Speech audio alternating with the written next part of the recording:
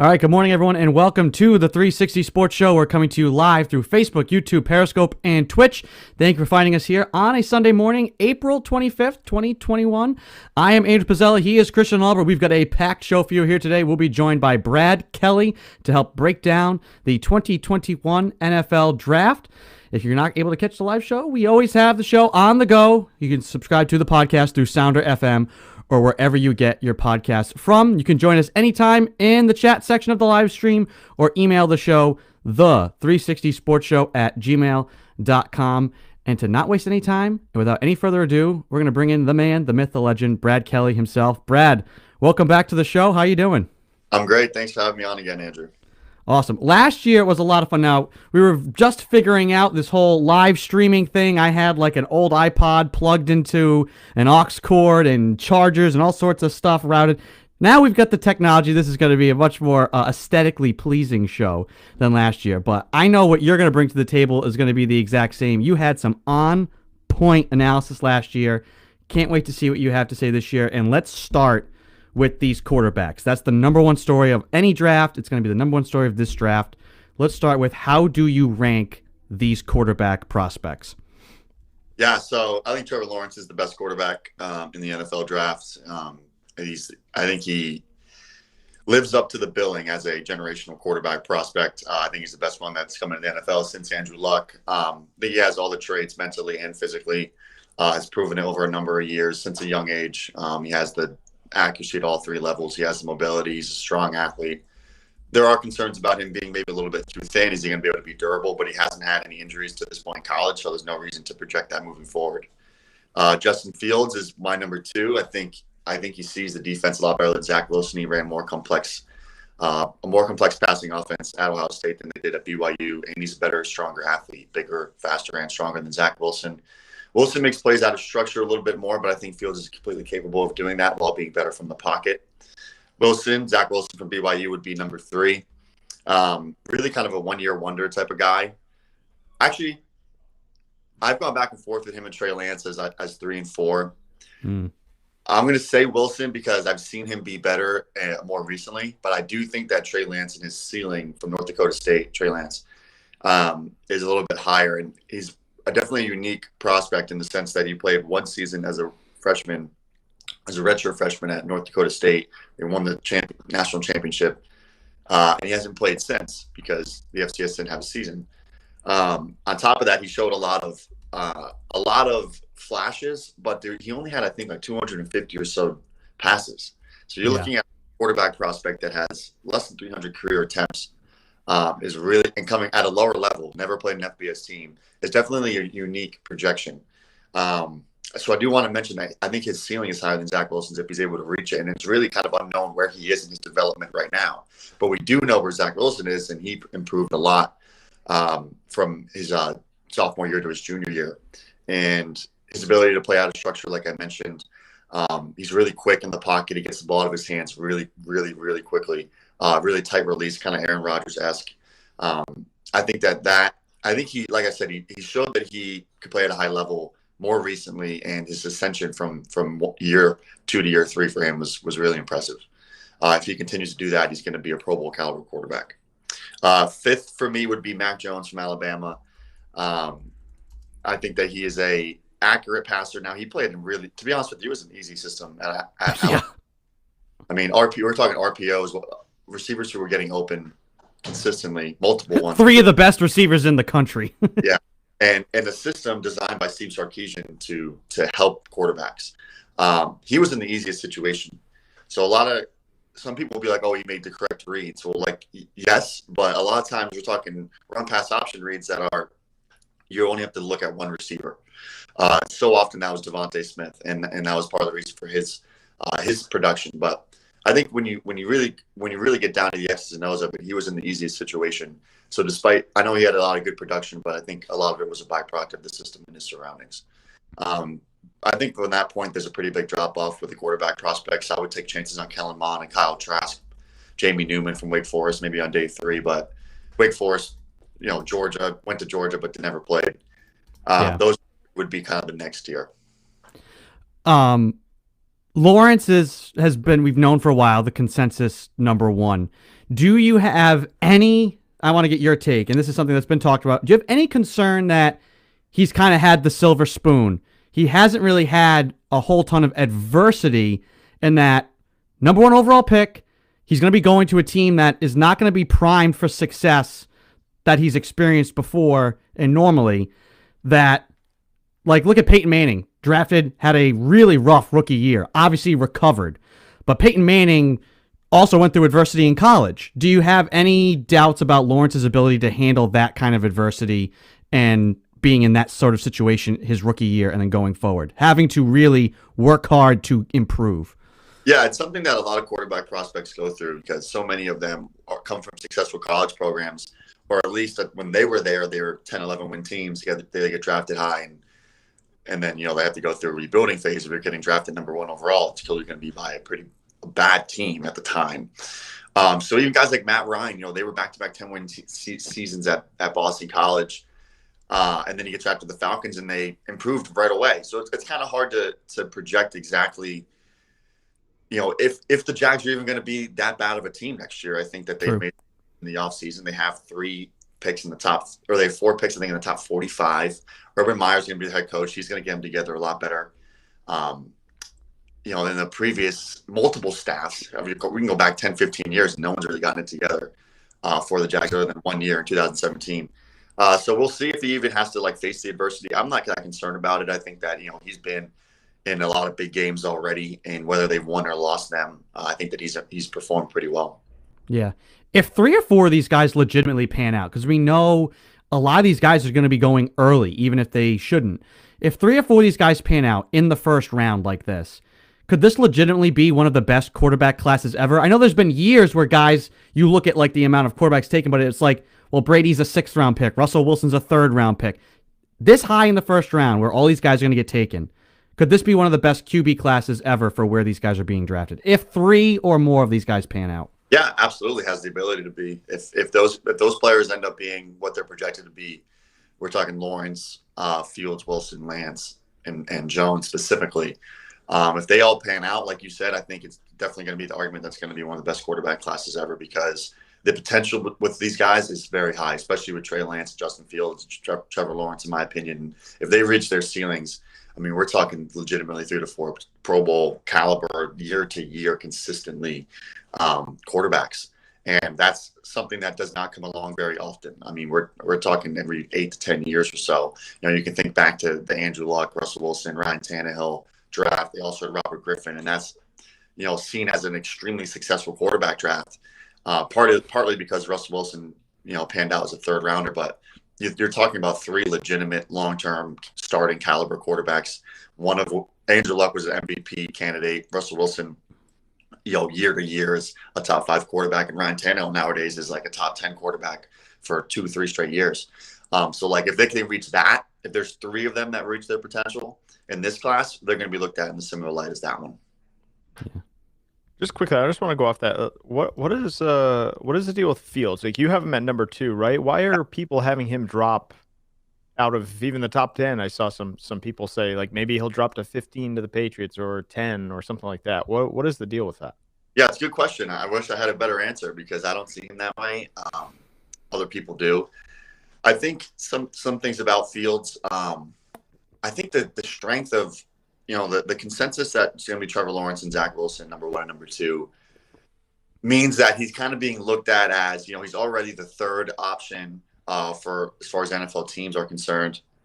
So now let's pick apart his game. If you look at Trey Lance, does he have a higher ceiling than Justin Fields? Maybe he does. And like I said, Lance is such a unique projection to the NFL, but I could see that argument. So now you're thinking, if the NFL team thinks they can develop a quarterback, are they going to take Lance over Fields? So now you're talking about the 4th, the 5th, option as far as the quarterbacks go. And at that point, not every team is interested in a quarterback. The Bengals aren't going to take one, right? The Panthers traded for Sam Darnold. All those teams in the top 10 aren't going to take quarterbacks. So now you're thinking, Fields might drop out of the top 10. So I don't really know. I think that his game is so steady. I think he's great from the pocket. I think he's underrated from the pocket. His mechanics and under center and play action can improve, but in the NFL, that's becoming a little bit more rare as they go anyway. And with his athleticism, I think that he can easily develop those type of traits. Turn his back to the defense, stretch him horizontally and then play action, roll out in the Kyle Shanahan type of system if the Niners decide to take him at pick 3. So I mean, I think Fields is, I think he's awesome. I think he's going to be a great player. I really don't understand the hate, I guess, that he's receiving and potential falling out of the top 10 or 12 picks. And one more guy that I wanted to get your thoughts on is David Mills. Is there a drop from, Trask and Mond? Is there a big drop from Mills to those guys, or those guys to Mills?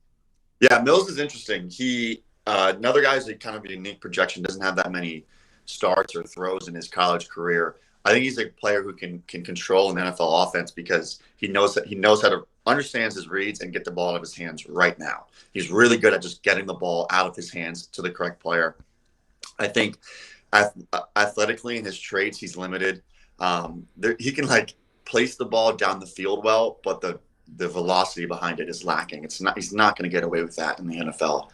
And you see the highs and lows in his game. You could just watch him against UCLA and remember that, he started out so hot.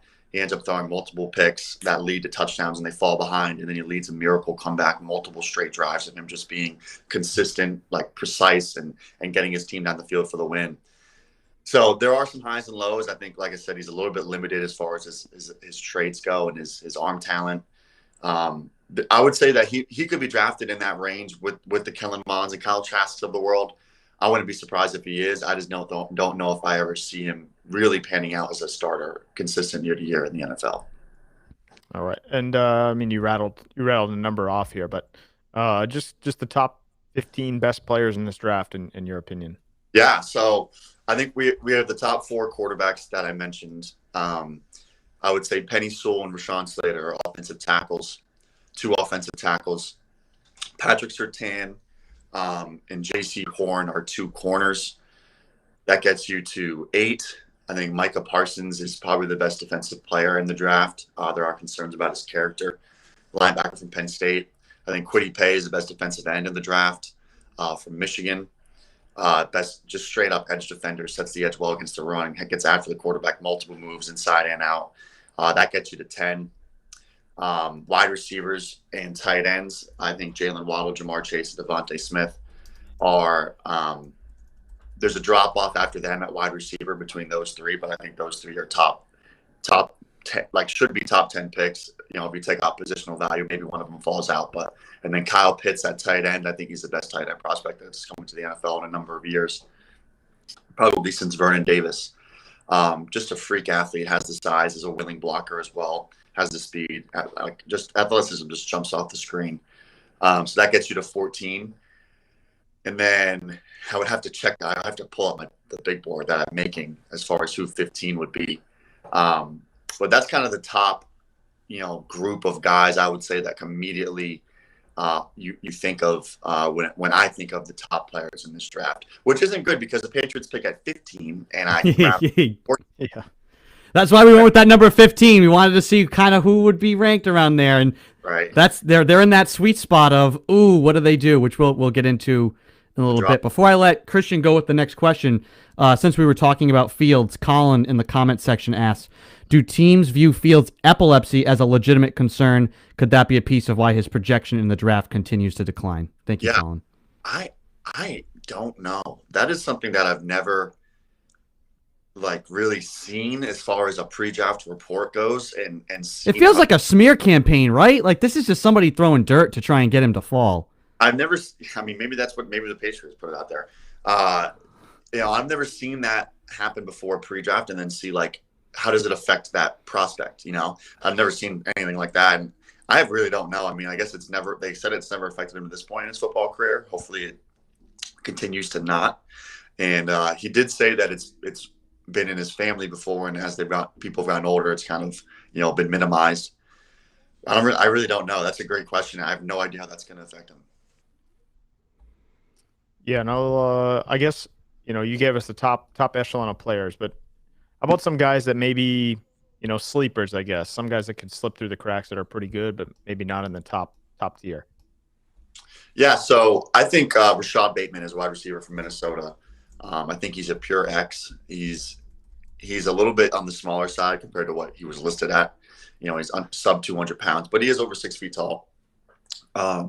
just a smooth, consistent separator on the outside, which you don't normally see from a lot of college wide receivers. They're usually the guys who separate, play a little bit more in the slot matchups. But he's a legitimate outside, outside the numbers. He's going to get open, and he's he's not like the most elusive guy after the catch, but he gets to work after the catch. I mean, he wants to run. He wants to see the holes. He wants to get after cornerbacks. So he's a really encouraging player after the catch as well. Reminds me a bit of Corey Davis from the Titans. And now it'll be on the Jets. There are a few other receivers like Elijah Moore from Ole Miss, who is a pure slot, but a guy who's just going to get open consistently at the short and intermediate areas of the field, and a really has that transition from receiver to runner really quickly, kind of like Julian Edelman used to do. You get him the ball and he's automatically already kind of making a move on a defender. Elijah Moore kind of has that little intangible trait to him as well. I think he's like a pure slot. Now, if you're looking Patriots wise, if you're thinking about the Patriots and his fit with the team, he is the guy who could kind of replace what you're going to lose in Julian Edelman, if you're not comfortable with a Jacoby Myers. But he has that type of skill set, and I think he'll be a late first round pick. We'll see if the Patriots maybe reach a little bit for him. But those are two wideouts that I think are first round caliber players who probably aren't top 15 picks. Uh-oh. You back there, Andrew? You still with us? I'm back. All right. I'll let you take it away. Alrighty. So I don't know what we just left off on. We were talking sleepers. I had a guy, Brad, that I was interested in. You may have just mentioned him while I got dumped into the void there. You mentioned a lot of wide receivers. This is a guy I like. I think you pronounce it Dyami Brown, North Carolina. Had you guys talked about him yet? I don't know if you brought him up. No, I haven't. Dyami Brown. Brown. He's interesting. So he is another guy who plays strictly on the outside of the formation. He's like a vertical type of wide receiver on the outside. Now, North Carolina ran the air raid, and they run the Phil Longo air raid. So if you remember watching DK Metcalf and AJ Brown at Ole Miss, they run this. He is now the offensive coordinator at North Carolina, and they run maybe 20 passing plays, and it's really he relies on 3. So if you watch Dyami Brown's tape, it's the same 3 routes over and over and over. However, you see the traits that he can project into a bigger route trait, just like AJ Brown was at Ole Miss, and DK Metcalf was at Ole Miss. So he's a vertical type of. He's going to be drafted on day 2, but he's a vertical receiver who can play on the outside of the formation, beat press coverage, and get down the field. He's also really good on just all those vertical plane routes. If you're talking a go, a post, a corner, and then that curl or comeback where he's able to set the defensive back up thinking, oh, he's going vertical again, and then snap it off and be open in that curl window. It's really good there too. So he's a guy I think fits a lot of NFL offenses. A lot of offenses are going to ask him to do specifically that, get down the field and hit the curls. Off of this sleeper conversation, I think I already have the answer to this question, but is there a position outside of quarterback that has depth and value in this draft? Absolutely. It's wide receivers and offensive tackle. I already mentioned a few wide receivers. I mean, that list can go on and on. I think there's a legitimate chance that 15 are taken in the top 100 picks. As far as offensive tackles goes, I think it's very similar. I mentioned Penny Storm, Sean Slater at the top, but there's a lot of other guys who I would take in the first round at offensive tackle. Christian Darrisaw from Virginia Tech, Samuel Cosme from Texas, Tevin Jenkins from Oklahoma State, and there's a few others in there too who might be a back end of the first round type of picks. So the depth there, I think, is also very encouraging as far as the sheer number of tackles that we could see taken in the top 50. So positionally, quarterbacks, wide receivers, and offensive tackles, it's a good year to need them. Now, this might not necessarily be the best player or the highest ranked player, but who's your favorite player or players in this draft? I've always found there's always a guy who I hear about. Hey, he's this 5'6" guy who plays fullback. I want to see where he gets drafted and I'll root for him. Do you have any kind of favorite player in this draft and why? Yeah, so there's a few, I'd say. I'm a big fan of Jalen Waddle from Alabama. I think just watching him play, he's just so explosive, in his routes and after the catch. I'm a big fan of Kwity Paye. I actually coached against him when he was in high school, and He was just a force. I mean, it was unbelievable to watch. And on top of that, he had a left tackle that's now the starter at Georgia, and 5 of the kids in his class go D1. So that game did not go very well for my team. Pick up on that. And then also I think Ben Mason from Michigan. he's played fullback, and then he went to play defensive end, and now he's come back to play fullback, and he's going to the NFL as a fullback. And Awesome. Senior Bowl, and at one point during the broadcast of the game, they're talking about him and like, oh yeah, he switched positions and went back to fullback, back to DN, back to fullback. But then that play that they're talking about him, he gets this, it's an ISO, and he gets to the second level and just takes a linebacker and puts him right on his back shoulders. And it was like, oh my God, that was sick. Just the fact that they were talking, it was almost like he knew they were talking about him. You know what I mean?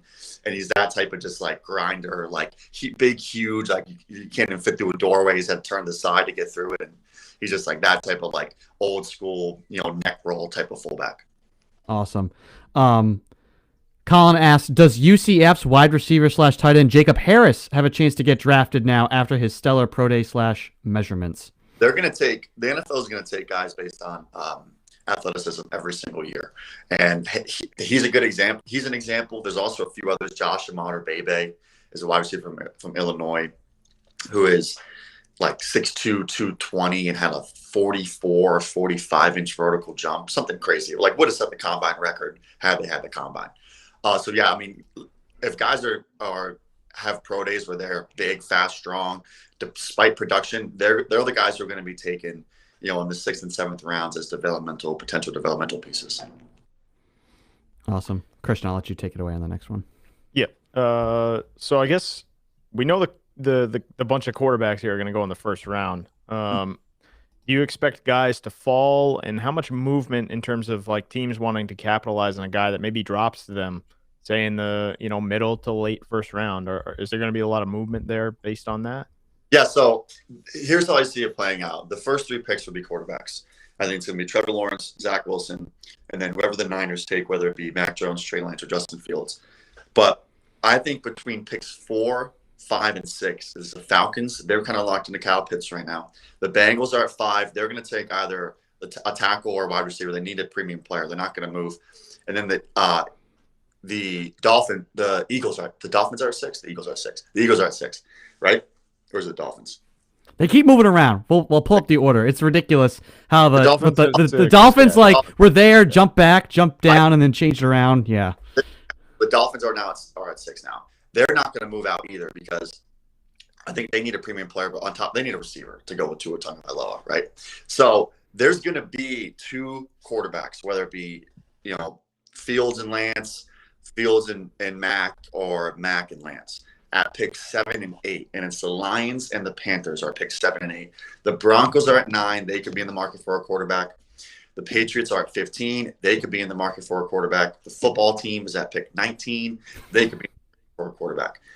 All 3 of them, I think, pick 7 and 8. And you think about the Lions, I mean, they need more than just one player. I think they want to replenish their roster. They are an option to move back. You can say the same about the Panthers. They just need more players than just one. They can move back and acquire extra picks. Those are the picks where if a team's going to trade up, that's when it's going to happen because they need to jump ahead of the Broncos at pick 9.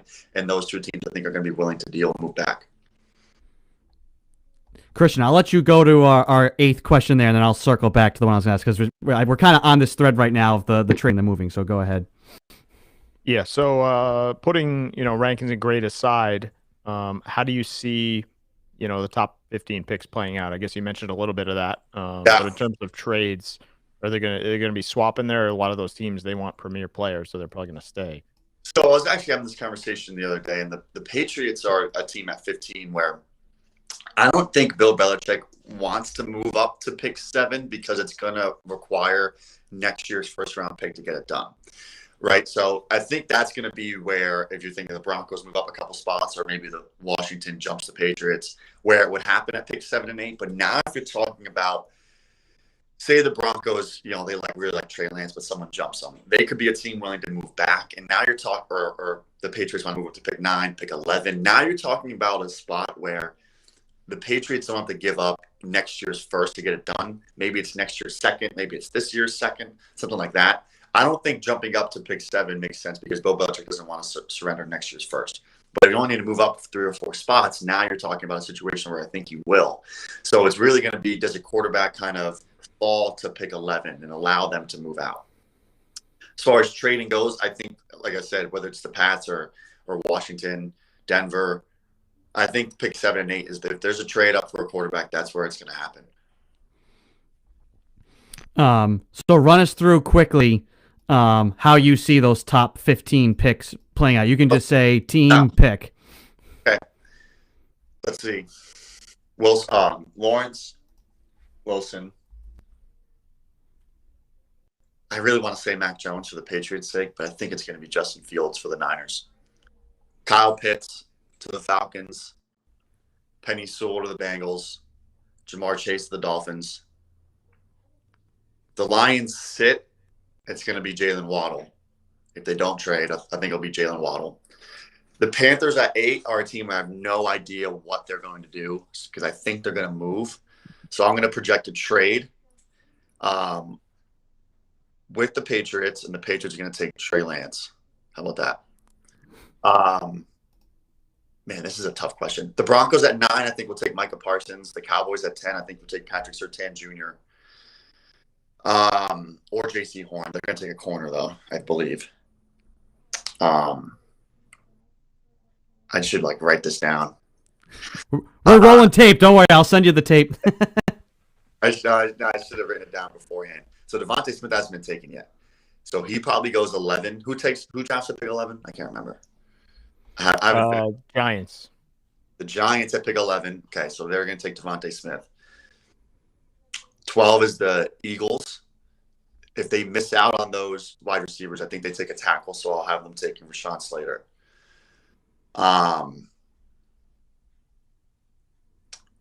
Who would be left here? Both. There'd still be a quarterback. Still Mac Jones available. I think Mac Jones falls out of the top 15 if he doesn't go pick 3, which is kind of crazy to say. That is insane. Do you think the Chargers go wide receiver at 13 or based on Herbert? I think they're going to take a tackle. Tackle. I think it would be, even if Penny Sewell and Rashawn Slater are gone, I think there's options are good there. Christian Darrisaw, I think, would be a good option at offensive tackle. You got to protect Justin Herbert. It's hard it really is hard to see a team taking Mac Jones if he doesn't get taken at pick 3. I mean, it could be the Patriots, but it's really tough to project. So I'll say the Chargers will have Christian Darrisaw at 13. And then if I moved, who's at 14? Minnesota. I have it memorized by now. The Vikings would take Kwity Paye or whoever they view as the best edge defender in the class. Maybe it's right from Georgia, but they need pass rush. And then the Patriots moved out of pick 8, right, with the Panthers. The Panthers need pass rush as well. They could take Azeez Ojulari. They could take Christian Barmore, the interior defensive lineman from Alabama. But something along those lines that I would say is the top 15. Awesome. This is kind of more of a general NFL question, but it relates to college. Is the wide receiver position being devalued? There's so many. Just look at this draft. The quality and quantity of wide receivers coming out of college. Will it go the way of running back? Look at what happens with running backs now. Maybe you get one guy a draft or every couple of years who's like a franchise running back and they get a second contract. By and large, more teams are doing we draft a running back or a couple, and then when their contracts are up, we just draft more because there's so many available. Do you see that happening in wide receiver where guys go to market thinking they're going to get these big contracts and just don't because I could just draft a Jalen Waddle in the draft. Why am I going to sign you to a 5-year, $100-something million contract? Is that happening to wide receiver in the NFL? Yeah, it's an interesting conversation. So I think part of it has to do with the way that football players are brought up nowadays and developed nowadays, because when you're a young kid, you're playing 7-on-7. Right, and you get to high school and everyone's running the spread in high school, and it's no longer the wing T. So these wide receivers are coming in. There used to be like the third year for a wide receiver would be like, oh, the year they're going to make the big jump, right? Nowadays it's like they come in as rookie and they start producing. And I think it's just the way that football is now developing their athletes. In the youth and high school and college, they're just getting a lot more reps as a pass catcher. So they're coming in and if you can produce immediately as a rookie, you're right. Why would I sign Kenny Golladay to 5 years, $100 million when, I could just draft a guy in the second round and not get the same production, but I know he's going to be a good player right away as a rookie for me. So I think part of it has to do with the way that the position is being developed, and that you could almost say the same thing for quarterbacks as well. I think they're better at a younger age now. Not saying that they're going to become better players in the long run. Like, is anyone ever going to be better than Tom Brady and Peyton Manning and Patrick Mahomes and Aaron Rodgers? Who knows? Probably not. But they're getting there quicker. You know what I mean? It took Brady multiple years to really become a 450, 500 pass attempt. Just put him in shotgun, let him chuck it every play type of quarterback. It took Peyton Manning, like you said, a number of years. But Patrick Mahomes, he could have done that as a rookie. I mean, he could have done that at 21 years old. You know what I mean? Yeah. And I'm not saying that he's going to be better in the long run, but he's just doing it at a younger age. So I think that there's an argument to be made that wide receivers could be devalued as time goes on because you can just get production from younger guys and don't have to pay them as much. Yeah.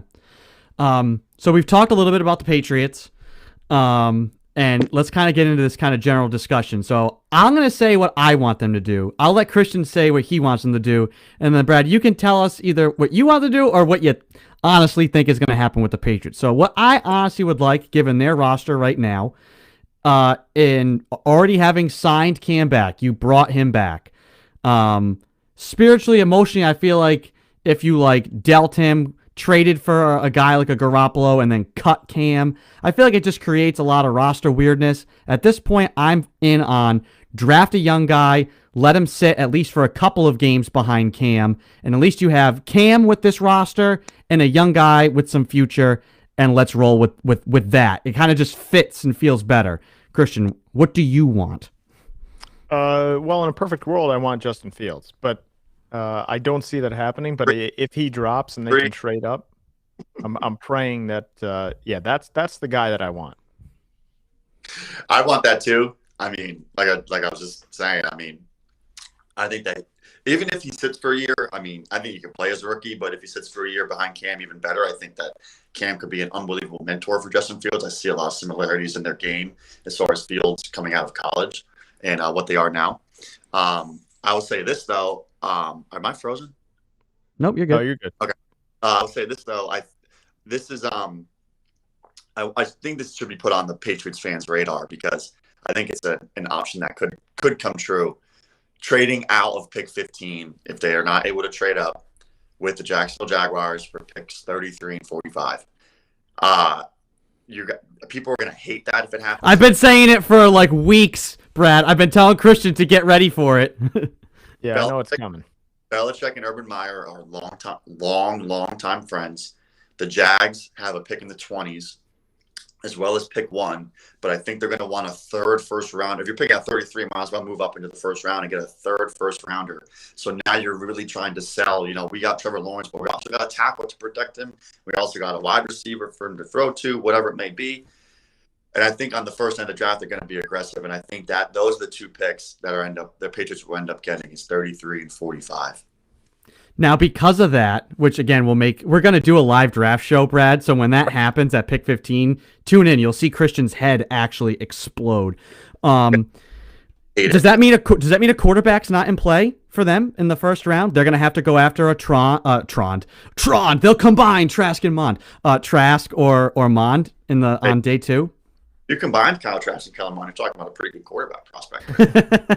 I think that at that point you're talking day 2, probably pick 45.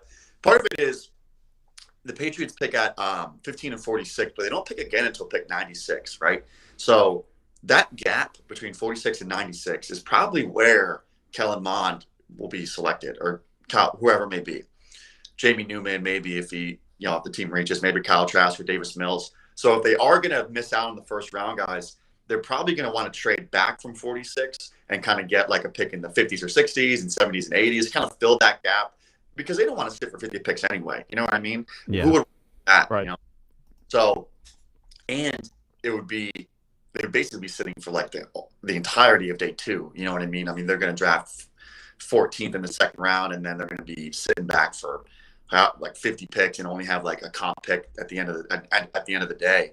So I think that's going to be, if they're going to go for that second tier of quarterbacks, it's going to be either they're pick at 46 or they're going to trade back from it and try to target that player 10, 15, 20 picks later. In doing that, you're going to have a guy that's not one of these premier, hey, he's the heir apparent type quarterbacks. So you're basically really running it back with Cam. Does that produce different results given the new weapons, or are we going to sit here week 8, Cam is still spiking the ball in the dirt, even with these guys, and we're saying we were idiots. This is just insanity trying to expect different results. Like, what do you think of Cam Newton? What is he at this point in his career from your point of view? I have a more encouraging outlook on Cam, I think, than most Patriot fans. I think last year was a tough situation from the beginning. Weapons-wise, they were lacking. Awful. Very bad. He came in late in the offseason. There was basically no offseason because of COVID. In a new system, he then got COVID, had to sit out practice. And despite that, passing numbers, touchdown-wise, weren't great, but his completion percentage really wasn't that bad. It was 65%. His on-target percentage, if you look into the analytics, I always look at Pro Football Reference, and they have an advanced passing page. His on-target percentage was basically the same as Tom Brady's the year before. Now, I think part of that is the reason you have a different perception of that is when Cam misses, it's like easy misses. You know what I mean? Yeah. But then he can hit the tough ones down the field. Like there is a game against the Texans, he's hitting bombs. So I think Cam moving forward, I think they improved on the offensive line, an already good offensive line. They improved. They clearly upgraded their weapons, adding Nelson Aguilar, Kendrick Bourne, and both tight ends. I think his numbers are going to get better. It's a second year in the system. He actually has a full off season. Hopefully he doesn't get sick. I mean, I think as far as all of the improvements they made this offseason, I think are centered around, they think Cam will improve in his second year with the team. And if he does, I mean, I think if Cam just stays the same, if he's just the same exact quarterback he was last year, the Patriots are going to be a winning football team because of all the improvements they made, weapons-wise and on the defense. If he gets a little bit better, just talking about Cam, not even everything around him, if he gets a little bit better, you're not talking about a 10 or 11 win football team in a 17-game season, and a team that I think could compete and might win the division and can compete in the AFC if Cam gets better. If he stays the same, I still think they're a 9-10 win team. Yeah. Is that a bad thing though? Say if they win, some odd number of games and they take a younger guy, is that give them a chance to sign Cam? Say it again. Do you think they would sign Cam? Their confidence in Cam kind of affect their drafting process here, where they're like, we don't need a quarterback because we got, Stidham, who I think sucks, and then Cam obviously can play for the next 3 years. That's a good point, and maybe you're right. I think we're going to find that out in the first round. If the Patriots are aggressive or if they take a quarterback in the first round, clearly they don't see Cam as a future, long-term starting quarterback. But if they end up, taking one on day 2 or day 3, I think that Cam being here for the long term is a real possibility and something that Bill Belichick sees as the future of his football team. Maybe they take a guy, like I said, day 2, and their plan is sit for a year and we will reevaluate then. You know what I mean? And then, but if Cam plays pretty well, then is that second round, third round pick ever going to play? Probably not. I mean, not early in his career. Yeah. I've said Belichick went from having the Lamborghini, which was Tom Brady, and last year he tried to win with the Toyota Camry, which was Cam Newton. I thought maybe this offseason they'd go and get a Lexus. You're not going to go get Aaron Rodgers, Russell Wilson, but maybe Jimmy Garoppolo. It seems like there's been a lot of will they, won't they with him from the Niners. Judging by everything you've said so far, it seems like Jimmy Garoppolo is going to stay a San Francisco 49er. I mean, I don't think they're going to take a quarterback right away. I think the Niners think they're a Super Bowl contender next year. And I don't think that they view a rookie quarterback as capable of taking a team all the way to the Super Bowl, regardless of who it is at pick number 3. So I don't think they're going to move on from Jimmy maybe next year, because I really do think that Kyle Shanahan and John Lynch think that they have a Super Bowl contender with a healthy quarterback, a healthy Jimmy Garoppolo. Yeah. And because of that, I don't see them moving on. I mean, they have to pay him $20-something million next year. But if they win 11, 12 games, have a chance in the playoffs again, I mean, clearly you do that with Jimmy, not a rookie. Yeah. Christian, I'll let you go ahead. Yeah. Just in your mind, which team I guess has the most to gain here and then the most to lose coming out of this draft? The most to gain is the New York Jets, I think. They've improved their weapons this year. They're getting better on the offensive line every offseason. They'll have a chance to do that at pick 34, whatever it is, in the second round as well. And if Zach Wilson hits, and they got a new coach. I think if Zach Wilson becomes a stud quarterback, what they envision him being, the Jets are going to be a force for the long term, because I think Robert Saleh is a great head coach. He's a great motivator, organizer. Players love playing for him. They're in that huge market where it's attractive for free agents. And you can say this about the Jets all the time, but I think getting the right guy in place at head coach is something that has kind of plagued them over the years. But if they can nail the head coach and the quarterback, we're talking about a legitimate franchise for a long time. And it's a scary thought as a Patriots fan, because the Bills or the Dolphins are trending that way already. I would say the most to lose, it's probably the San Francisco 49ers, to be honest, because they take a quarterback at pick number 3. They're not upgrading their roster, in the immediate around the quarterback. And if Jimmy Garoppolo plays well, and maybe you want him in the future, you kind of just get that number 3 overall pick on a player not upgrading your roster where during a window that they think they're a Super Bowl contender. So I think they have the most to lose solely because they're going to take a quarterback, and they already have one in place that might be able to beat them out. Yeah. Kind of to close out here, a lot of talk this week about Julian Edelman, his retirement, his career. We all know what he meant to the Patriots and to the NFL, really. I mean, a guy, just a great story. 7th round pick, quarterback, transitions to wide receiver, playing defense at times. His story is an incredible one. First off, how and should the Patriots replace him? I mean, obviously you're not going to find another Julian Edelman. Those guys are diamonds in the rough. But that guy, that slot guy, the Troy Brown to Wes Welker to Edelman, does the Patriots offense without Tom Brady still need that guy, first off? I think absolutely it does. I mean, just having that security blanket up slot, I think they already have him on the roster. I think it's Jacoby Myers. I think he's better in the slot. I think when you have Nelson Aguilar and Kendrick Bourne, it allows Jacoby Myers to play more in the slot. He's just a steady hands. He gets open. He's not a huge yards after catch guy, and that's something that they're going to miss when it comes to Julian Edelman. But as far as that third down, get him the ball, move the chains goes, I think that's Jacoby Myers. Now, maybe that's more of what Danny Amendola was during his time with the Patriots. As far as that slot presence goes, I think it's going to be Myers. Yeah. Go ahead. Let me just follow up real quick, because you mentioned Bourne, and I'll be honest, I don't know much about him, but where does he play primarily? I think he's going to be a perimeter wide receiver. I think they envision him as a natural X. Now, he's played inside and out at San Francisco because they've got so much different type of wide receivers over there. But I think the Patriots envision him as the starting X, number 1 outside caliber wide out. Yeah. Now, I know I'm a yes on this. I know Christian's a yes on this. Is Julian Edelman a Pro Football Hall of Famer? He's a Patriots Hall of Famer, that's for sure. He's going to get the red jacket.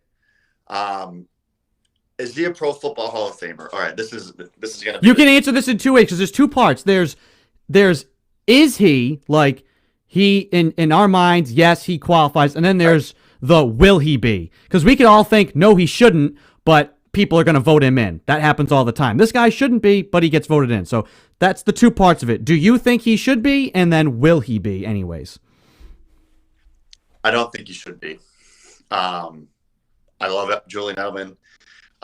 You just look at his production; it just doesn't match up with historical guys. I mean, really, the player that you could make the argument, if this guy's in the Hall of Fame, then Edelman should be, is Lynn Swann, because they have similar numbers and similar postseason accolades and championships and all that type of stuff. But if you just look at the backlog of wide receivers, I think are ahead of Edelman on a historical basis as far as how good of players they were. Maybe didn't have the opportunity to show out in the playoffs. I think it's pretty long.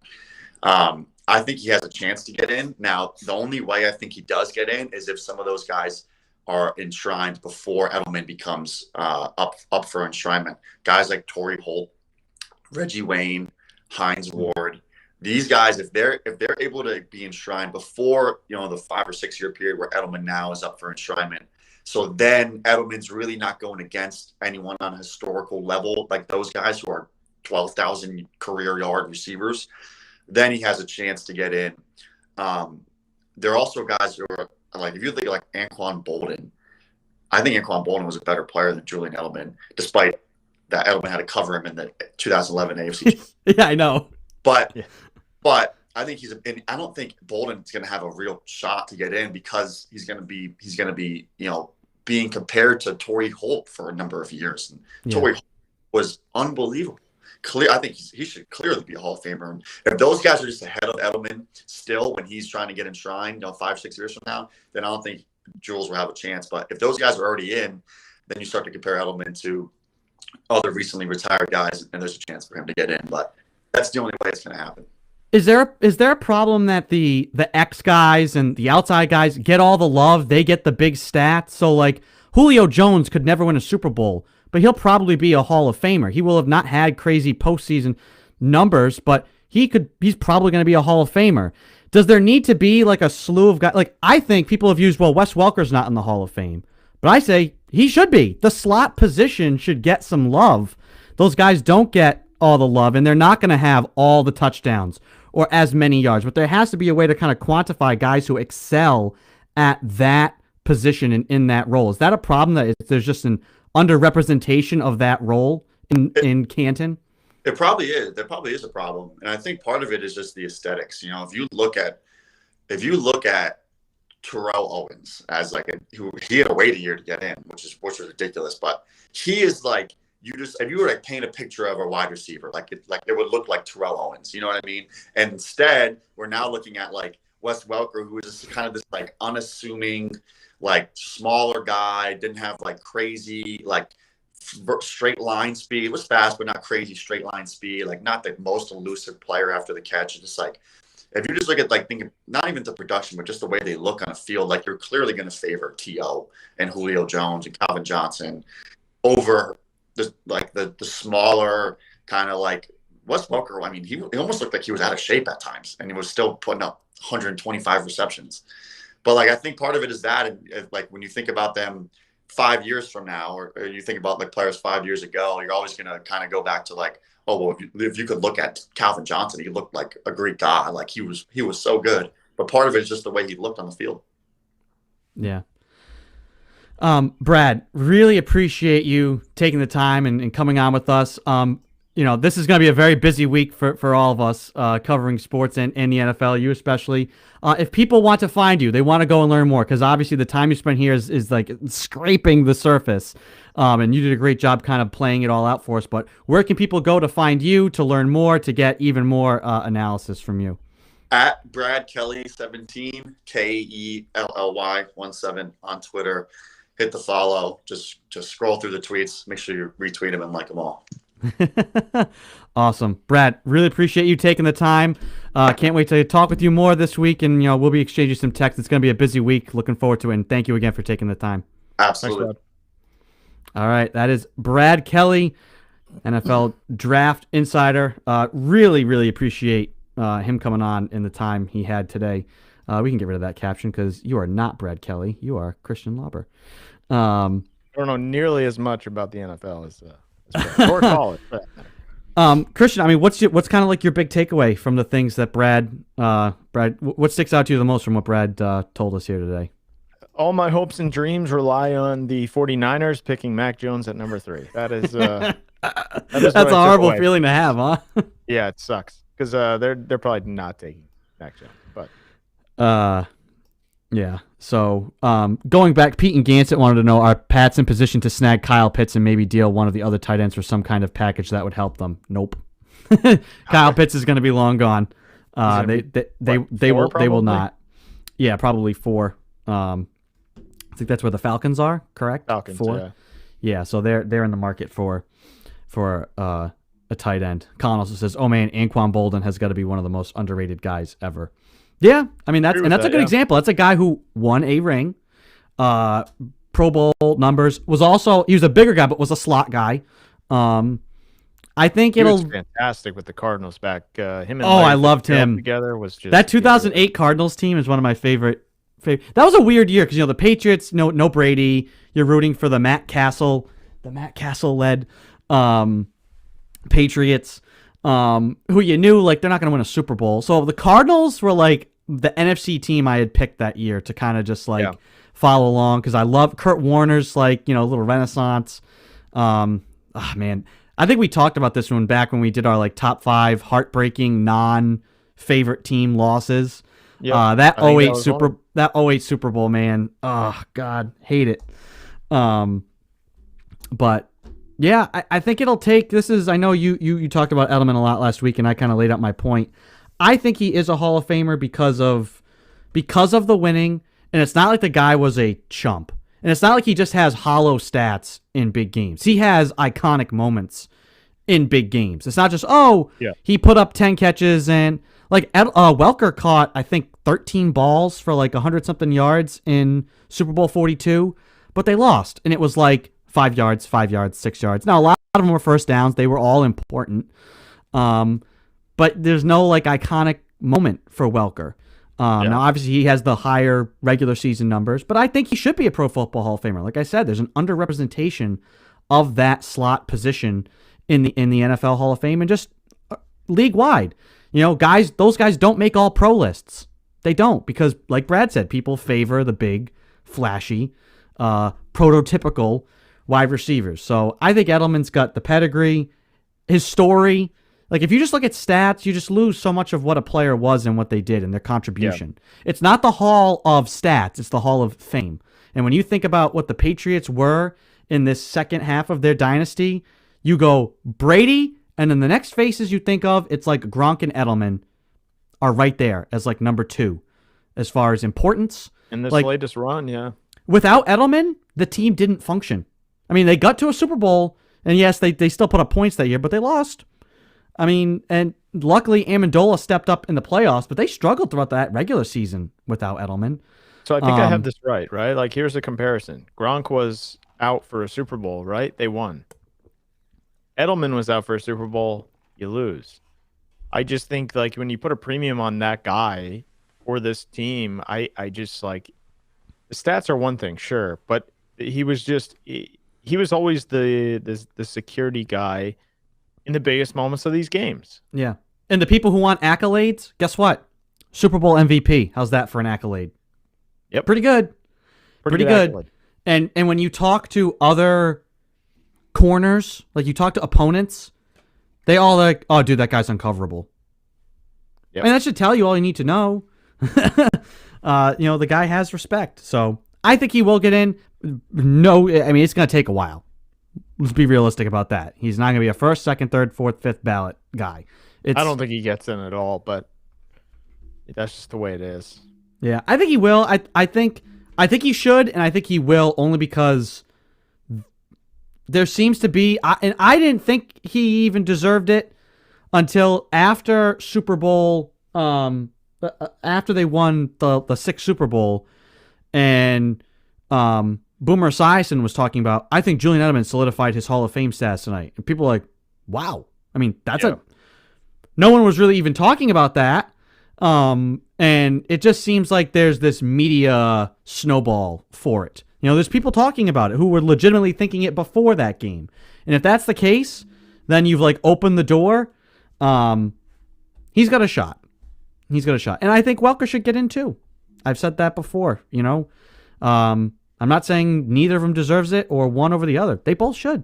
They both contributed a lot towards that position. Yeah, Christian. I mean, I'm looking forward to Thursday now. We'll be doing the live draft show. I think we'll go. The draft starts at 8. So I say we pop on here, probably sometime around 7:45 in case there's been any sort of trades or anything that had happened earlier in the day. There's certainly time for movement between now and Thursday. Yeah. But when the Patriots trade out of 15, as Brad said, and as I've been saying for weeks that they'll probably do, we're both going to lose our minds. But I like we said last week, you're just going to sign right off. Oh, 100%. I've already said that like multiple times. Even when you weren't here last week, I said, we are going to do the live draft show. But when I see the Patriots, not after we get to like pick 10, I know what's going to happen, right? They're going to do exactly what Brad just said. They're going to trade for 33 and 46, and there you go. And I will be signing off momentarily after that. Now, are you encouraged at all by his assessment of what Cam Newton should be with the the skill positions that they've improved, and if they end up with a guy like Mond or Trask behind Cam, are you at least confident that there's still a plan? Because he seems to think they're going to get a quarterback no matter what, not no quarterback in this draft at all. Look, I think, I think a little bit anyway, right? I think with a full off season, he's got time with these guys. The new guys now coming in. I think it'll look better. I just don't know how much Cam Newton still has left, right? I think he will be. Do I think they can win a Super Bowl with him? I'm kind of in the no on that, but can they be a winning football team? Absolutely. I have no doubt about that. Because the way you coach it up, you can get defense, and these new guys coming in, I think, will make an impact right away. As well as Cam having an offseason. Like, I think, a lot of the media wants to knock that as like, oh, that's a non-factor. But in reality, I mean, it kind of is a factor. So if you give him a full offseason, will he be able to throw as good? I don't know, because I just don't know how much. He's been beat up, right? I mean, it's just the reality of it. But I'm encouraged that Brad, he does the work in looking at it. So I think I'd rather have Newton over Stidham, I think, because I just think Stidham can't play. But we'll see what happens. I still want a quarterback in this draft. Whether it's the second or third round, that's fine. Or even fourth, whatever. Just find a guy that could be the next guy, whether that's Mond or Trask. And if not, it's got to be Fields or Lance. And if it's not one of them, it's over. Colin sent this to us 10 years ago. The 2011 QB class. You choose. How could you ever decide between Jake Locker, Cam Newton, and Blaine Gabbert? Oh my goodness. Yeah, I'm taking Cam Newton, I think. This is one of the things we brought up with Brad. We're like, there's always hype around the quarterbacks. Look at this. Hype, How can you choose between Jake Locker, Cam Newton, and Blaine Gabbert? Toughest call in football.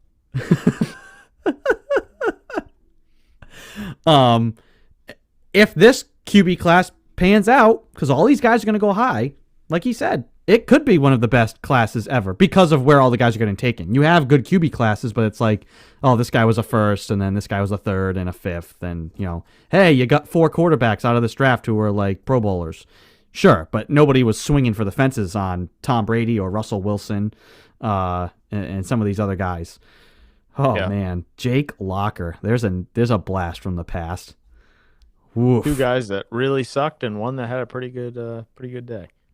Mike in the comment section, the Jameis Winston Mariota draft was worse. Yeah, and that was the point. That's what I wanted to ask Brett about. Was like, there's always hype for these quarterbacks. Like they're continually getting hyped up. Which for a team like the Patriots, if you got 5 quarterbacks hyped up into the top 10, you could have some good players potentially fall your way. So, we're gonna have a lot more for you later in the week. Like I said, we're gonna do a live draft show this Thursday, 7:45. We'll be live starting then to cover the first round of the draft, and we'll see how it goes. But for now, that's gonna do it for our NFL talk.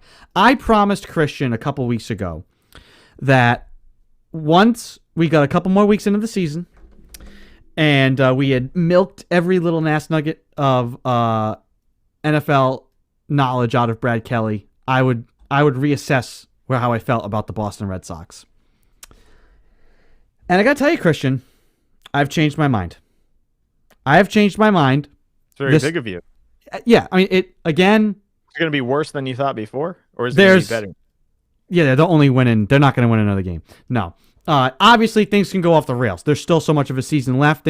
But by and large, MLB history tells you when teams start well, they generally will do well. Now, that might not mean. I mean, the way the standings kind of look, I mean, they're probably going to make the playoffs, especially. 4-6 now. That's 10 though. Yes, but I've seen the competitiveness, and they have a little bit of that it thing. It seems early, like 5-6 games in, too early to say that, right? Small sample size. I feel that right now, again, it's still only 22 games in, but I like what I've seen from them so far. It's weird, it's just the schedule, but being sub 500 at home, that's certainly going to change, especially as the weather gets better in New England. But right now, I definitely think they're in the range to win somewhere between 90 and 94 games, which is kind of what you said a couple of weeks ago, but I said a little early. Obviously, injury, anything could happen to ruin a season. I feel more confident now in that potentially happening. Is that good enough to make the postseason? Are they winning the World Series? I still don't think so. As far as winning the World Series goes, they'll definitely be in playoff contention, though, which is a hell of a lot more than I thought coming into this season. Yeah, I mean, look, I thought when you look at the rosters, there's not much.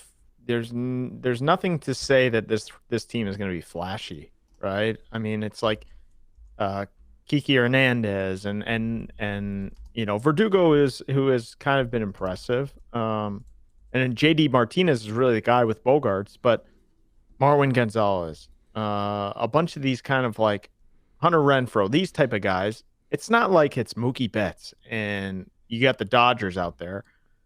So it's not flashy, but so far so good. I think there's a couple issues in the bullpen as per usual, but I also think Cora kind of pushes the right buttons. So look, I think they're right about where I thought they would be. They're 13-9. And I think at the end of the year, you're going to look at 89 to 90, 92 wins, somewhere in that range, and they should be in contention. And also the division right now, at least, it'll probably build itself back up.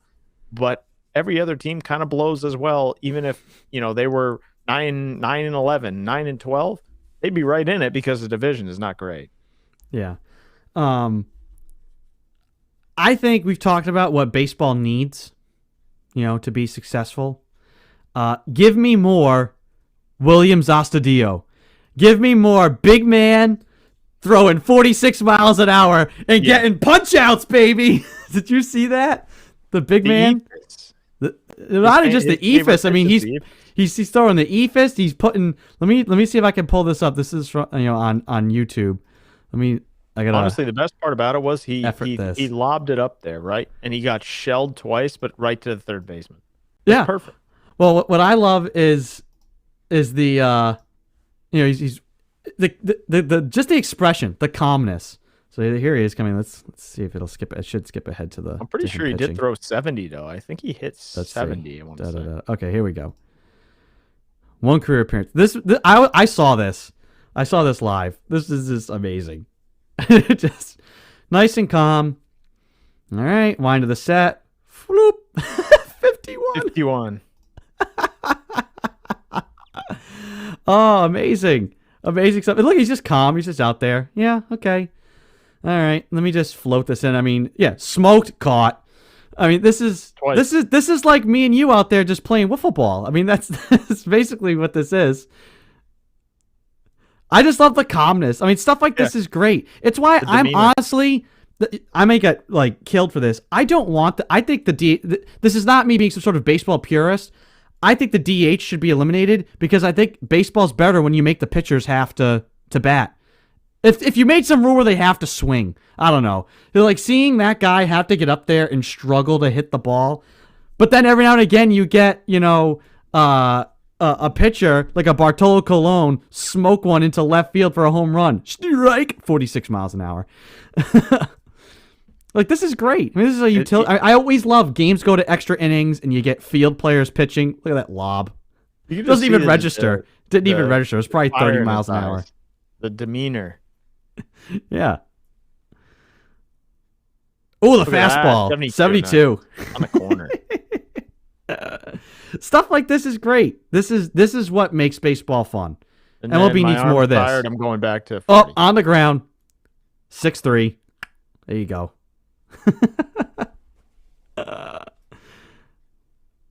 Smoked the third. Inning over. 6 pitches. See, that's exciting. You get excited for stuff like that, even if you're, on the other side. So baseball needs more of that, man. More guys throwing ephus pitches. If the ball's juiced and it's going out of the park anyways, at least make it entertaining. Nasty 46 mile an hour curve. Goodness. So, That's kind of our little nugget on baseball.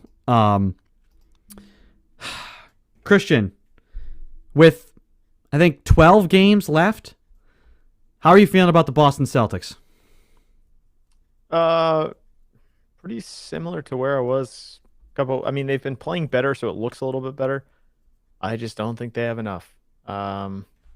They got swept by the Nets, and whether you want to say, oh, it's back to back and Kemba's not playing, well, they got smoked every other game, so it doesn't really matter.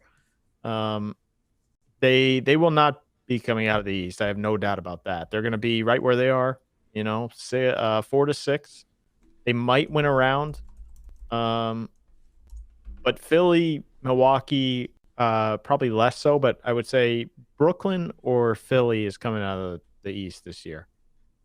I'm pretty confident in saying that one of those two teams. I always think Milwaukee has a chance, but I just feel like they wilter or get stopped by a better team. So I'm still in the same boat. Philly or Brooklyn is coming out of division. I just out of the East, I just don't see. They just don't have enough. I don't know. I mean, Fournier's coming off COVID. If Kemba can play back to backs and Smart is healthy, if they're healthy, they might win a round. They might, take it close depending on who they're matched up against. But they're right about where they are, and I just don't see them even getting close to coming out of the East. Yeah. Right now, Celtics only a game and a half out of the 4th seed, but also a half game out of the play-in round, which is a very scary spot to be. Yeah. The margin, you just don't want to be in that play-in round. You don't want to have it be a 1-game or 2-game season, essentially, for you. You want to be playing in the traditional first round. Interestingly, it's the Wizards. The Wizards are in the 10 seed right now. Unbelievable. I mean, they've had 9-1 in their last 10. And they're a scary team. You've got Westbrook and Beal. Yeah. Those guys just, hey, we'll each get 30 shots a game, and everybody else just doesn't care what's going on. That's a dangerous team. I know it's basically just, they have pieces, but it's just those two guys. That team goes by those two guys. Yep. That's a scary team. That's not a team you want. If they get their heads on and they're trying, they could win in the play-in round, and that Wizards team could be playing the Nets in the first round, potentially. Right. That's a hard matchup, especially the Nets and the Celtics, I think now kind of have the same issue, which is, can you be healthy and can you be playing consistent? We know what the Nets can be when they're healthy and all together. At this point, if you haven't seen it yet, how do you know what it's going to be? And we haven't yet. Aldridge gone. Scary, the heart issue. So they swung on him and missed now. So he's gone. What is Blake Griffin still? Harden, hamstring issues. That can linger. That could crop up again in the playoffs. Durant, this lower, a calf injury. Durant is supposedly going to be back today, but who knows for how long. He's been in and out. At least when Kyrie's been healthy the whole year for the most part. So when he's there, he shows up. But Kyrie alone that team will not win. I don't think they'll win a playoff round with just Kyrie. So I don't know about that. If they're playing the Wizards, you don't think just Kyrie I don't think you realize how good the Brooklyn roster is beyond just Kyrie and Durant and Harden. No. I'm saying is Kyrie and that roster good enough to beat the Wizards in the first round? Yeah. Okay. How about in the second round if they're playing the Knicks or one of those teams?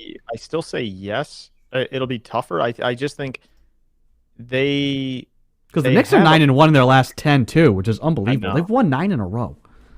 I think that's the longest winning streak in the NBA right now. Actually, the freaking Knicks. It is. It's setting up that matchup I want, which is Knicks Nets in the playoffs. If the Celtics are gonna flame out, that's what I want. Knicks Nets, bring it to me, man. Battle in New York. I'll take it. I would like to see a hard-nosed team like that go up against Brooklyn because I think you push them. Who knows what happens? But look, I think for all my gripes with Kyrie, the guy is phenomenal on the court. If he has his head on and he's on the court, he just goes out there and he's brilliant to watch. But he's just. But they'll need KD and Harden to win a title. To win a title, sure, yeah. To win against the Wizards, I think they could do it with Can Kyrie. They get out of the East with just Kyrie? That's a little bit tougher. I don't think they go through Philly with just Kyrie healthy. Yeah. But the Celtics, I think, are in the same spot. They need to get healthy and consistency. Fournier talked about that. He was terrible, as Colin had put it to us at one point after Fournier's first game. He was like, well, at least we know that Evan Fournier bleeds green, except it's out his anus. Because he was terrible in the first couple games. So he got better. He got better and then got COVID. So now he comes back and he bricked all seven of his shots last game. He needs reps. Guys like Jabari Parker, you've seen the flashes and the potential with him. Don't start with this. No. I'm saying you saw the flashes, the potential, and then you also see him like supposed to be getting a pass, but he goes to set a screen and the ball goes out of bounds. That can't happen in playoff games. Doesn't play defense. I'm just saying the only shot the Celtics have to be 100% healthy, now, to get the team on the same page, because you can't be having guys in and out in a playoff run. That's just not going to work. And Tatum has to make shots. Yeah. But they've played better. I feel more encouraged about their effort and what they're trying and what they're attempting on the court than I did 4 weeks ago when I looked at them and said, when I said they don't deserve help, they've earned it now, right? But you have to. Can these guys get on the court is the problem, right? I know. Kemba, Smart, Brown, Fournier, can these guys get on the court, stay there for the next, 12 games, whatever it is, to get some level of consistency and meshing with this group? Because when, Brad has everybody in there that's healthy, same with Rob Williams, he's out again. So it's like these guys got to get on the court. If they do, they might make some noise here if they can get it together in the final 12 games. And I like the roster a lot more with Fournier in there than not, and Tristan Thompson in there than not, and Rob Williams in there than not. Because that just adds a layer, and Brad's going to play 8 guys, 9 guys, and what Pritchard gives you is good. So he's kind of your guy off the bench with Smart if everybody's healthy, but they have to get on the court, and I don't know if that can happen just based on how the season has gone. Yeah. So we'll see. I mean, they're coming down the home stretch here. Who do they have? What's their schedule coming up? Charlotte, Hornets today, and in just a little bit, 1:00. OKC, Charlotte again. Spurs, Blazers, Magic, Bulls, Heat, Cavs, Timberwolves, Knicks. There's not a lot of easy games in there. No. So they have to be better than 500 down the stretch. This is the one thing I have hated about this team this year is early on it felt like they were just cruising till they got Kemba back. Kemba was not 100%. I mean, he's working his way back. I mean, he looks a whole hell of a lot better now, and they're still going to manage him. They're not playing him back-to-backs because they just want him to be fresh for the playoffs. So he carried you the other night. It just feels like still they're managing this whole roster to just get to the postseason. And I think I would be very discouraged by that if it didn't seem like they flipped a little bit of a switch mentally. But it still feels like they're trying to just let's just get in and get healthy. And maybe you can make a run, but I feel like you need to be in a decent position. I mean, going 500 down the stretch here with teams like the Wizards playing really well. The Heat have come on lately. The Hawks and the Knicks are playing really well too. You need to be in that 4 to 5 range.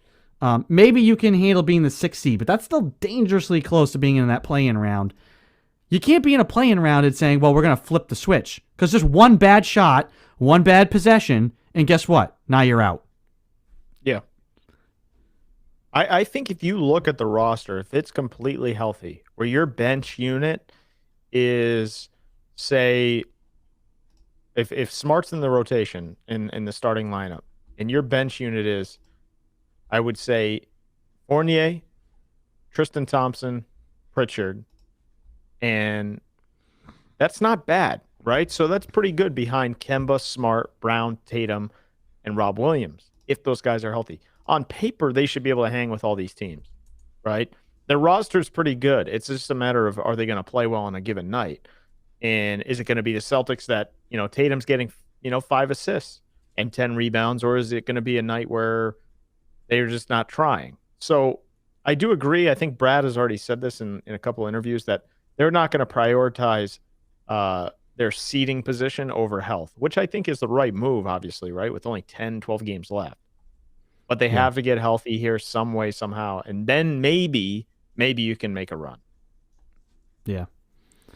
Kind of transitioning a little bit. It's been a whole, I mean, like we've joked, hey, we picked a great time to start a sports show back in January of 2020, and then having, the past year plus. Luckily, we've been blessed. Sports are back. Things will continue to get back to normal. NFL is hoping to have more fans in stands. We've seen fans return to buildings like, Fenway and the Garden, and more and more places are returning fans. Then there's UFC last night. Packed house. Mm-hmm. Is that good or bad? Is it a sign of, hey, we're getting better, or is it still too early? Should UFC be, and I think, colleges are trying, there's places in Florida that are packing houses too. Texas, you look at Rangers games. Is it still too soon? It's great to watch. You look at it and be like, wow, the roar of the crowd, and isn't this awesome? But if 50% of the people who attended this have COVID in a week and a half, is it worth it? I'll say this, just based on how Dana White has operated throughout the whole thing. Like, he was kind of the first guy to get everything back up and running, right? Yeah. It was a breath of fresh air if you just don't think about COVID, because, the crowd was in it and the card was just phenomenal pretty much all night. So it gives me hope that maybe we'll get, Stanley Cup playoffs with a packed house or close to it, or some semblance of normal crowd. It feels like a little too soon to maybe go full capacity. But just based on how they've operated, they were kind of like the first ones to get the ball rolling back when. And I feel like this is just how the UFC does things. So, I mean, guys didn't shy away. Well, now Tom Brady and Mike Evans were there, but they probably had the immune supplement. So, they were good. They've probably been vaccinated too. I mean, a lot of these leagues are going to mandate getting vaccinated. Yeah, and that would be my guess, right? Is I think at least a number in that arena had to be vaccinated. So there's some semblance of that, which is good. And if you're not vaccinated, are you going? That's the question, I guess. Are people still going to that if they're not, or if they have a positive or negative test, I guess? So it just depends on thing. But I'll just say the atmosphere was like, I need this back for NBA playoffs, NHL playoffs. It's not going to happen, right? We're not going to get there by the time that happens. But maybe, hopefully by the time maybe September, October rolls around, we might be back in that position. But, man, give me a full crowd for Stanley Cup playoffs, and I'm good. That is the normal that I need. Are the Preds are the Preds going to be in the playoffs? I haven't looked at the NHL standings.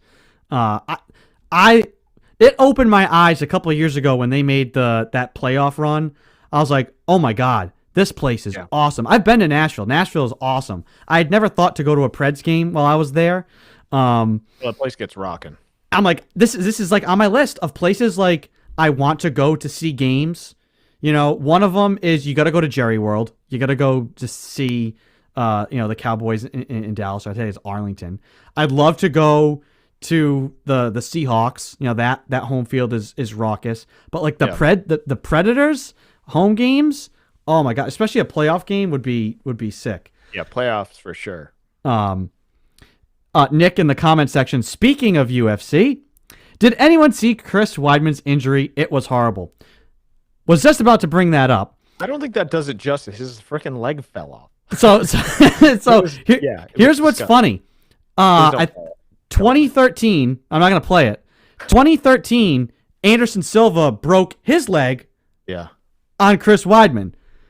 Now Chris Weidman had the same thing happen. Christian, you can look away if you want. I mean, I'm just going to put up a picture.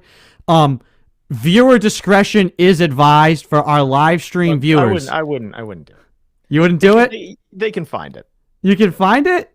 Yeah. I don't know. Quick poll right now. Jump in the comment section. Do you want to see Someone's eating right now. The Chris Weidman injury? Yes or no? First response. Whoever responds first, yes or no. That's what we'll do. Somebody Here's what I jump in would the tell you. comment section right now. Do you want to see it? Just go Google it. Do you want to Don't- see it? I mean, it's I don't not know. good, It's not as bad as some of the other ones. Like the worst one I ever saw was the Kevin Ware. All right, fine. Nick says I've seen it enough. There we go. The Thank people, the person, but the people have spoken. So the Kevin Ware one for Louisville. We got Pete and Gansett says yes. Play it. Democratic process 2-1. 2-1. We're gonna All right, show let me it. know when it's gone. Well, I'm just gonna show the picture. The picture's all you need to know. All you need to see. There you go. So on the left is Anderson Silva breaking his leg on Chris Weidman. Last night on the right is that little little like noodle thing right there. That's Chris. Take it down. That's Chris Weidman's leg. God, that's not. I mean, it's still gross, but like the Kevin Ware one is horrible because it was like the bone coming right out. I don't think you can really compare like any of these because it's just not a good thing for anybody. But Chris it's Weidman like- has broken his leg. Weidman has broken his leg. like where was the worst one ever? Just the way it happened. But the leg kicks in the UFC, like seeing a leg or a foot go into someone else's and then just like wobble like that is just one of the most disgusting. It's just these guys are. It's crazy how many leg kicks actually land, right? When you think about it. Yeah. But yeah, praying for Weidman because that was a noodle leg, and he'll be out for a while, obviously. But it's the same in all of the like Gordon Hayward, Kevin Ware, Silva, Weidman. It's all these like just gruesome injuries that like you don't want to see. But the UFC is crazy in that these guys. I'm land surprised leg you don't kicks. see that more. Exactly. Honestly. Like you gotta be pretty precise. You think, oh, I'm just kicking here. That's fine, right? You land on someone's shin, like one of the hardest bones, and that's what happens. It's just ridiculous. But honestly, the whole UFC card was fantastic last night. I don't know if you caught any of it, but it was just phenomenal. I caught the highlights. It's good. I mean, this is kind of what we said. That boxing has got a lot of work to do to catch up to UFC because of the availability and just the quality. Unfortunately, people like the barbarism. Yeah. The barbarism is what sells. And boxing is still got its issues where people just think people are taking dives. Can't really take a dive. I mean, you could take a dive in UFC, but if you take a dive, you're going to get you're going to get your face bashed into a pulp. So you kind of don't want to take a dive. Ben Askren took a $600,000 dive. It was nice. Good for him. Quick little paycheck there. Would you take a $600,000 dive, Christian? Absolutely. Hell yeah, I'd quit my job today. If you were told, hey, you're gonna get $600K, but you have to let somebody Chris Weidman your leg, would you do it? No. That's not worth it. Not worth it at all. Unless I'm fighting Jake Paul where I have to take one punch and then I can get up and walk out. I'm good with that. That was horrible, right? Can we talk about that? Yes. Brutal. Absolute trash. I can't. Was that was last week? I think that may have been Yeah, it was before when you last were week's out. show when I was out. Terrible. That's the stuff that ruins those sports. Is seeing Well, did you hear? blatant Well, things like Dana that. White had a great quote about Jake Paul. He keeps saying like, "Oh, you guys, you effing people keep making me talk about him." So he's doing something right, and he's getting, he's going to make some money before this ride is over. But that's not what I do. I don't do the celebrity boxing crap. I do this card tonight, and it was a great quote just based on everything. But I'll tell you, Jake Paul is he's making himself a pretty penny. He was at the event last night for UFC, and he was getting in Daniel Cormier's face, and he's in the thick of it now because he thinks he can beat everybody after beating a 40-year-old NBA player who, quite frankly, was a bench player in the NBA, never mind not a boxer at all, and then a guy who wrestles and was on like a McDonald's diet before the fight. So I just I don't know how much you can take from that. So Awesome. Christian, did you have anything else you wanted to hit on today? I do want to remind everyone we're going to have our live NFL draft show this Thursday. We'll be putting out links for that later on today and throughout the week. So tune in for that. Before we wrap up here, I'll tell you that. Do you have anything else you wanted to hit on before we step aside? I don't think so. I think everybody should just kind of listen. You go back and re-listen to the Brad Kelly segment. I think digest that, and then we get ready for Thursday here. That's really the big talk is the draft here. So it's going to be a big week for not only the Patriots, but a lot of the NFL is going to be on the up here, just based on the first 10 picks. Yeah. So pretty crazy. Awesome. Yeah. Again, big shout out to Brad Kelly, who you can follow on Twitter and on all social media at Brad Kelly, KELLY 1717 on Twitter. He has a tremendous amount of information there and on his YouTube channel for you to sift through and break down. He had a great segment at the beginning of the show with us. You can go back and watch that on any of our social media platforms, Facebook, YouTube, Periscope, and Twitch, to go see the live stream. We'll also be putting out the podcast, which has Brad's appearance on it. You can find that on Sounder FM or wherever you get your podcasts from. So again, big thanks to Brad for coming on and joining us. Christian, it's a bit rainy outside, but try and enjoy your Sunday. And live draft show Thursday. I cannot wait. I will see you then. The nightmare is coming. The nightmare is coming. Oh, I can't wait for it. I'm so ready for it. I've been telling you. As soon as Brad said, listen, guys, I got to be honest with you. And I was like, I know where he's going. I know where he's going. I know. I'm just slowly kind of coming to the realization that my hopes and dreams will be crushed once again by the. I tried to warn you. Yeah. I tried to warn you. That's that. I don't know. I don't know what else to say. I'm going to be disappointed. Anyway, that'll do it for today's show. Thank you for tuning in and joining us. Big thanks again to Brad Kelly. We'll catch you guys on Thursday, everybody. Take it easy now.